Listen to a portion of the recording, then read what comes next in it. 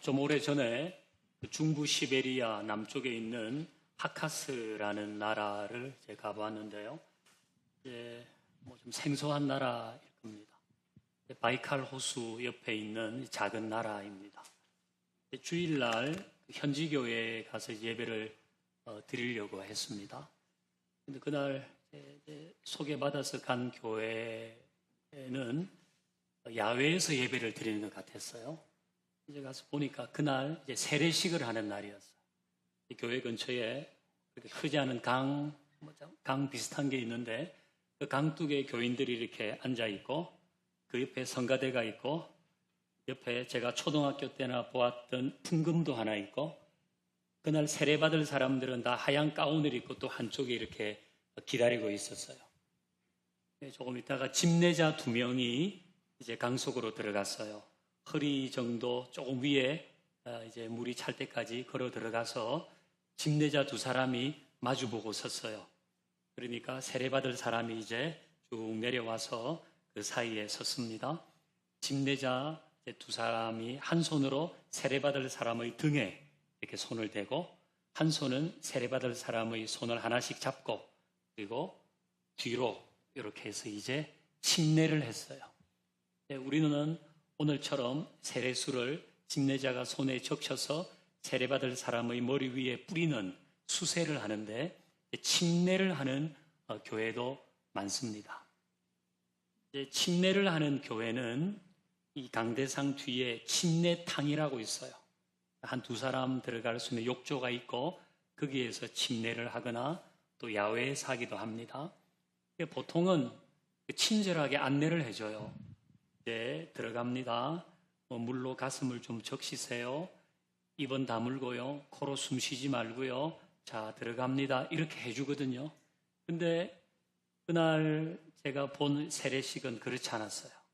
이렇게 딱 잡고는 성부와 성자와 성령의 이름으로 세례를 주노라 하고 뒤로 집어넣어서 이걸 누르고 있는지 잡고 있는지 모를 정도로 한 5초 정도 있다가 사람을 딱 세워줬어요. 그 물속에 들어갔다가 나오는 사람의 표정은 어땠을까요? 막 너무 신령한 표정, 빰빰빰빰빰빰빰빰 이랬을까요? 네, 거의 죽다 살아난 사람의 표정입니다.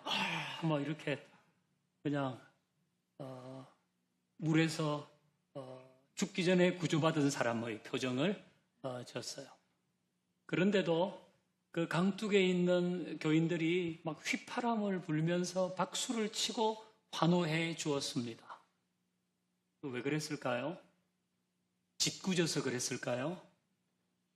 그건 이 세례받는 사람이 물속에 들어간 건 당신은 죽었습니다. 그리고 물에서 나올 때 다시 살아났습니다. 이 세례를 기점으로 당신의 옛사람은 다 죽고 새 사람으로 태어났습니다. 사람이 새로 태어났으니까 축하해 주는 겁니다. 그러니까 이것이 세례인 것입니다. 옛날의 나는 죽는 겁니다. 옛날 안 좋던 성질, 습관, 말, 행동, 옛날의 나는 죽는 겁니다. 그리고 물에서 나오는 순간 새 사람으로 다시 태어나는 겁니다. 이게 세례입니다. 세례를 기점으로 세례 이전의 나는 죽고 세례를 통해 새 사람으로 다시 태어나는 겁니다. 이게 세례입니다. 저는 1980년 11월 23일에 세례를 받았습니다. 그때 제 나이가 16살입니다. 그럼 그날 세례를 받은 이후로 저의 옛 사람은 다 죽고 저는 완전히 새로운 사람이 되었을까요? 이제 여러분도 다 세례를 받으셨는데요. 여러분이 세례를 받는 그날 이후 여러분의 옛 사람은 다 죽고 사라졌습니까? 저나 여러분이나 옛 사람이 다 죽었다는 표시로 세례는 받았으나 우리에게는 여전히 버려야 할 옛 사람의 행동도 있고 그런 말도 하고 또 그렇게 살아갑니다. 옛 사람이 우리 가운데 여전히 살아있어요. 어떻게 살아있어요? 시퍼렇게 살아있어요. 안 죽어요, 안 죽어. 그러면 우리가 받은 세례에 좀 문제가 있는 거 아닙니까? 우리가 받은 세례는 잘못된 게 아닐까요? 다시 받아야 하는 거 아닙니까? 어떤 부인이 와서 목사님, 우리 애기 아빠 지난번 세례는 잘못된 것 같아요. 받으나 안 받으나 똑같네요. 다시 한번 세례를 받게 해주세요. 이렇게 요청했다고 하십시다. 또 어떤 청년이 와가지고 자기 군대 생활할 때 아무것도 모르고 너무 힘들고 고달파서 초코파이 주고 바나나 우유 주고 소보루빵 준다기에 세례를 받았는데요. 저 다시 세례를 받고 싶어요 라고 요청했다고 하십시다. 이럴 경우 어떻게 해야 됩니까? 다시 해야 합니까? 이번에는 물을 뿌리는 정도가 아니라 한 물속에 30초 정도 잠궜다가 나오게 해야 되는 겁니까? 소위 말하는 재세례가 필요한 것일까요?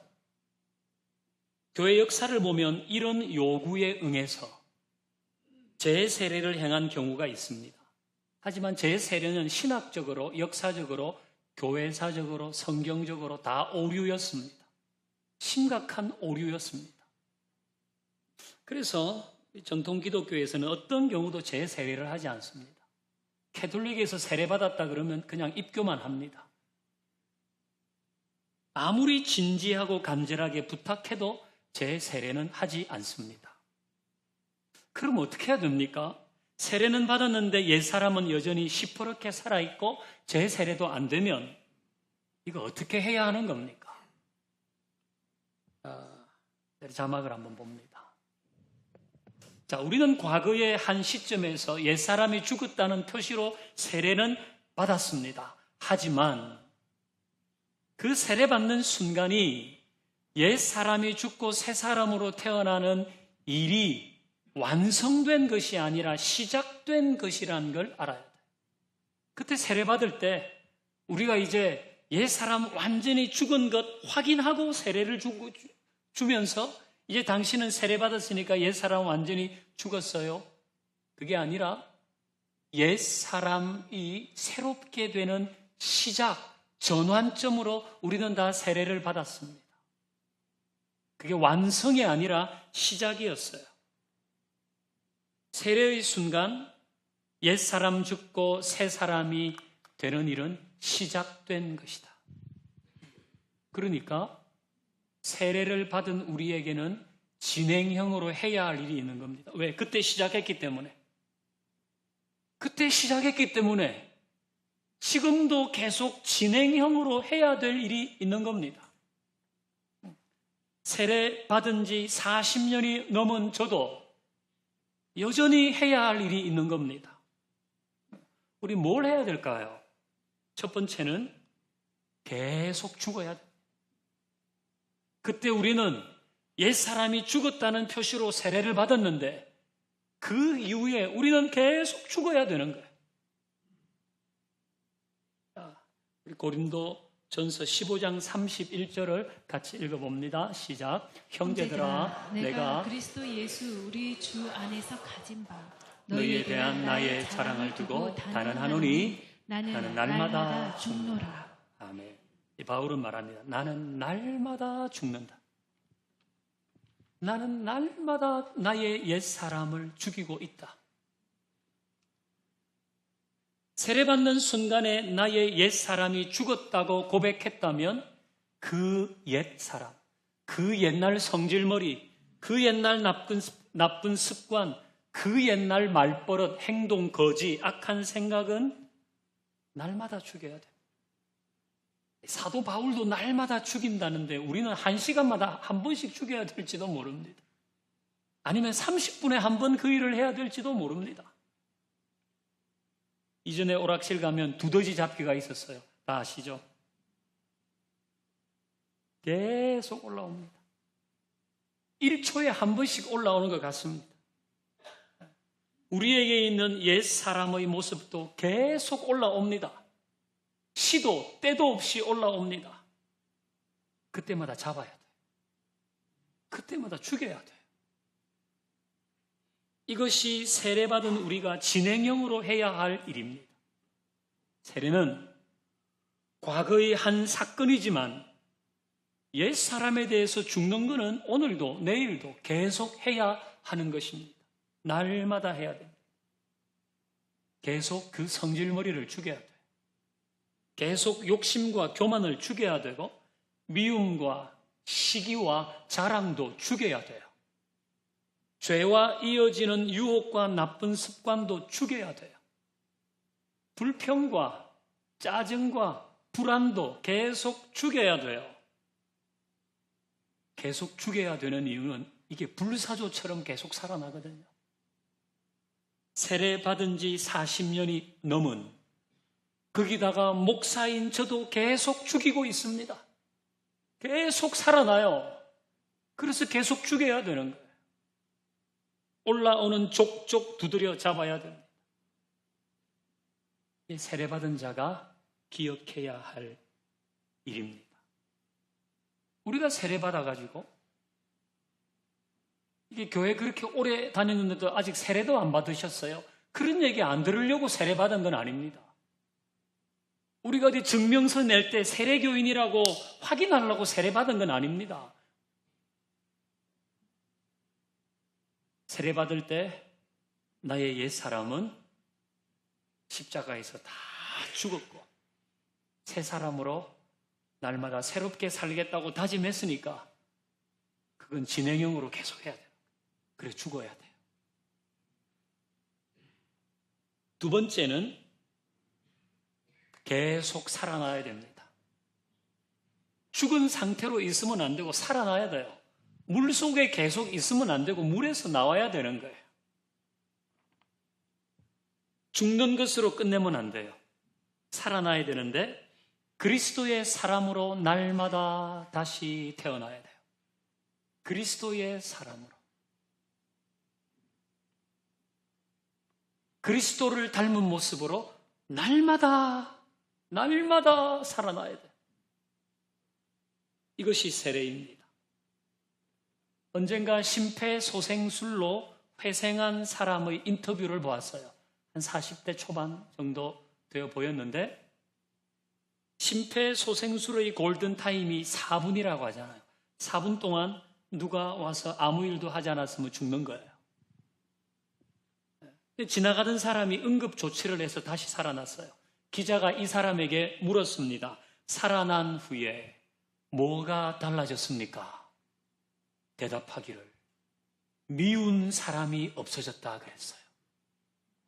미운 사람, 싫은 사람, 꼴 보기 싫은 사람, 꼴도 보기 싫은 사람, 이런 사람들이 다 없어졌대요. 그게 너무 부질없는 일이었구나. 그게 뭐라고 그걸 그렇게 미워해. 그리고 자기 다시 살아난 이후에는 다 예뻐 보이고 다 사랑하게 되었다는 겁니다. 이전과는 다른 삶을 사는 겁니다. 죽었다가 살아나면 이전과 다른 삶을 살아야 되지 않겠어요? 죽었다가 살아났는데도 옛날처럼 똑같이 살아요. 다르게 살아야 돼요. 죽었으면 다르게 살아나야 되는 거예요. 세례로 다시 살아나는 것도 이와 같습니다. 옛날처럼 살지 않고 다시 새 사람으로 태어나는 거예요. 이전과는 다른 삶을 사는 겁니다. 우리는 욕심에 대해서 죽어야 돼요. 교만에 대해서 죽어야 돼요. 그러나 그 죽은 상태에서 머물면 안 되고 나눔의 사람으로, 겸손의 사람으로 살아나야죠. 미움과 시기가 생길 때가 있잖아요. 거기에 대해서는 죽어야 돼요. 그러나 사랑과 축복의 사람으로 다시 살아나야죠.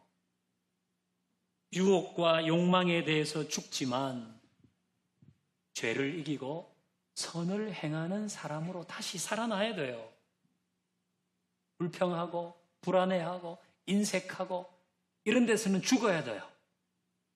하지만 나누고 선을 행하고 감사하고 하늘의 평안을 누리는 삶으로 다시 살아나야 되는 거예요. 여러분, 우리가 예수를 믿으면서 안 하는 게 많아졌습니다. 난 그것도 안 하고 그것도 안 하고 그것도 안 하는데, 그 안 하는 차원에 머물러 있는 거는 죽었다가 안 살아나는 거예요. 나는 담배도 안 피고 술도 안 먹고 바람도 안 피고 횡령도 안 하고 배임도 안 하고 뇌물도 안 받고 나쁜 짓도 안 하고 도둑질도 안 하고 거짓말도 안 하고 속이지도 않고, 안 하는 것에 머무는 게 전부가 아니란 말이에요.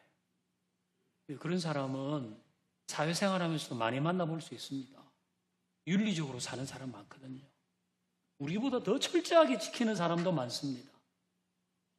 근데 예수를 믿고 세례를 받았다고 하는 것은 뭘 안 하는 차원에서 머물면 되는 게 아니라 더 선한 것을 하는 차원으로 가야 되는 거예요. 살아나야죠, 다시. 그래서 에베소서 4장 보면 너희는 유혹의 욕심을 따라 썩어져가는 구습을 쫓는 옛사람은 벗어버리고 하나님을 따라 의와 진리와 거룩함으로 지으심을 받은 새 사람을 입어라. 옛사람은 벗어 던지고 새 사람으로 옷 입어라. 옛사람의 옷을 벗었으면 입어야 돼요. 그렇지 않으면 빨가벗고 다니는 거 아닙니까? 그건 정상이 아니에요. 나 이것도 안 하고 저것도 안 하고 거기에만 머물면 안 되고 새 사람의 옷을 입어야 돼요. 그래서 에베소서 그 뒷부분에 가면 예를 들어놨잖아요. 예를 들어놔. 속이는 사람은 다시 속이지 않겠다라고 하지 말고 이제는 선한 말을 해라. 도둑질하는 자는 이제 다시 도둑질 않겠다고 거기까지 하지 말고 네가 열심히 일해서 그걸 가지고 선을 행하라. 안 하는 차원에서 머물지 말고 적극적으로 선을 행하고 거룩을 쫓고 아름다운 삶을 추구하는 쪽으로 가라. 그게 주님의 말씀이고 우리가 해야 될 일인 거예요. 안 하는 차원에서 머물면 안 돼요. 죽었으면 다시 살아나야 돼요.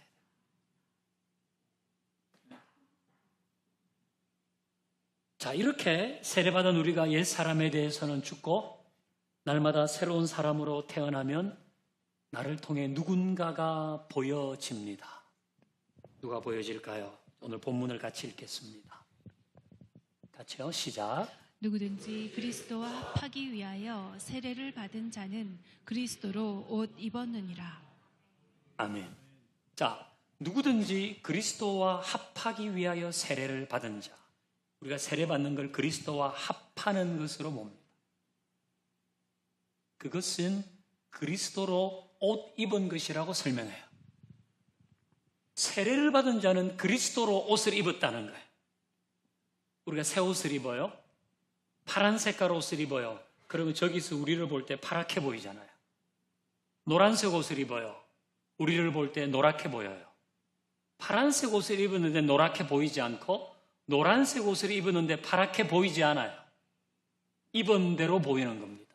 그러면 우리가 그리스도로 옷 입었으면 누가 보여야 됩니까? 네, 그리스도가 보여야 되는 거예요. 그리스도와 합하여 세례를 받은 자는 누구를 보여줘야 되는가? 그리스도를 보여줘야 돼요. 세례받은 우리는 예수님을 보여줘야 돼요.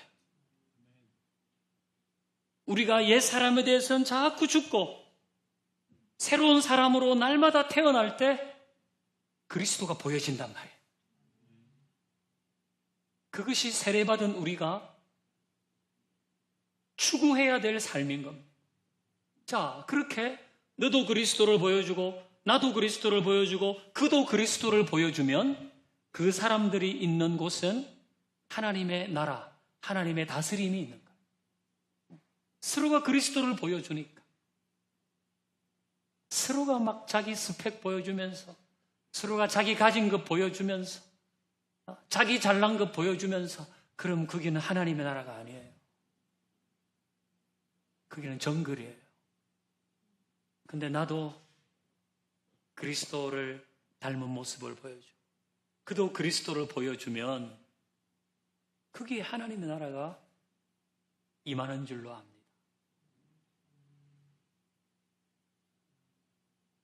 세례받은 우리가 옛사람을 죽이고 새사람으로 태어나는 일을 날마다 할 때 그걸 통해 날마다 그리스도가 보여지는 것입니다. 여러분 언제 세례받았습니까? 10년 됐습니까? 20년, 30년 더 오래됐습니까? 아니면 최근인가요? 언제 세례를 받았든지 그게 단지 내가 성찬식에 참여할 자격이 주어진 정도 또는 교회에서 무슨 중요한 회의를 할 때 참여할 수 있는 정도 그 정도가 세례라면 이건 큰일입니다. 과거에 한 시점에서 받았던 세례는 현재 나를 통해 그리스도가 보여지도록 해야 하는 겁니다. 저도 세례 받았어요. 오늘 세례 받은 분이 계세요. 오늘 유아 세례도 받았어요. 여러분도 다 세례를 거의 받으셨어요. 이제 이 세례는 나에게 숙제를 남기는 거예요. 진행형으로. 그는 계속해서 내가 어디에서 죽고 어디에서 살아야 할지를 얘기해 주는 것입니다. 오늘 설교 제목은 죽었다가 살아나는 일을 계속하라입니다. 우리 이 일을 계속 하십시다. 그래서 나를 통해 그리스도가 보여지고 그런 우리가 모인 곳에 하나님의 나라가 경험될 수 있기를 주의 이름으로 축원합니다. 네, 찬양합니다.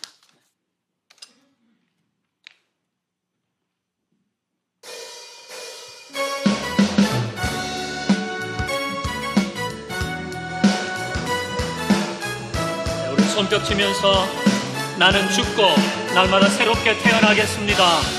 그런 고백으로 함께 찬양합니다.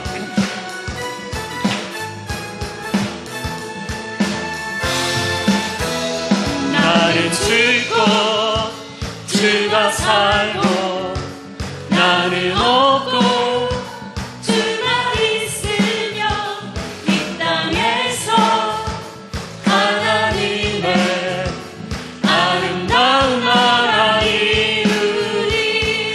나는 죽고 주가 살고 나는 없고 주만 있으면 이 땅에서 하나님의 아름다운 나라 이루리. 다시 한번요. 나는 죽고 주가 살고 나는 없고 주만 있으면 이 땅에서 하나님의 아름다운 나라 이루리. 내 안에서 내가 살면 내 안에서 내가 산다면 용체의 열매 맺으며 내 안에서 주가 산다면 성령의 열매 맺으니 내 안에서 내가 산다면 내 안에서 내가 산다면 육체의 열매 맺으며 내 안에서 주가 산다면 성령의 열매. 다시 한번요. 내 안에서 내가 살면 내 안에서 내가 산다면 육체의 열매 맺으며 내 안에서 주가 산다면 성령의 열매. 나는 죽고 주가 살고 나는 없고 주가 있으며 이 땅에서 하나님의 아름다운 나라 이루리. 나는 죽고 주가 살면 나는 죽고